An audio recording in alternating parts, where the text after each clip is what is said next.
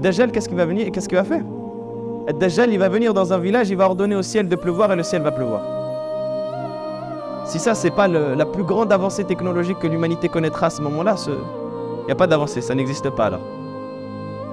Dajjal va résoudre ce problème-là en quelque sorte parce qu'Allah subhanahu wa ta'ala va lui accorder évidemment. Mais aux yeux des gens, il va résoudre ce problème-là en un claquement de doigts. Il va passer dans un village et il va dire à la terre, fais pousser tes plantes et elle va faire pousser ses plantes.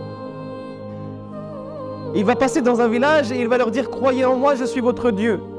C'est connu de son histoire, au début il va prétendre être un croyant, puis un prophète, puis il va commencer à dire qu'il est lui le Dieu qu'il faut adorer. Il va dire, croyez en moi, je suis votre Dieu, les gens vont croire en lui et il va sortir en leur laissant des richesses qu'ils n'ont jamais connues de leur histoire. Il va sortir en leur laissant leurs bêtes grasses, leurs terres avec une agriculture florissante. Il va passer par ce village-là et les trésors vont sortir de la terre et le suivre.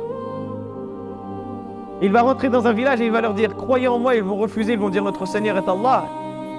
Et on ne croira pas en toi, toi tu es Dajjal, de qui le prophète sallallahu alayhi wa sallam nous a avertis. Il va sortir en les laissant dans une pauvreté et dans une difficulté qu'ils n'ont jamais connue de leur histoire. Ils ne vont même plus trouver de quoi manger, ils ne vont même plus trouver de quoi boire. Leurs bêtes seront chétives, leur terre sera aride.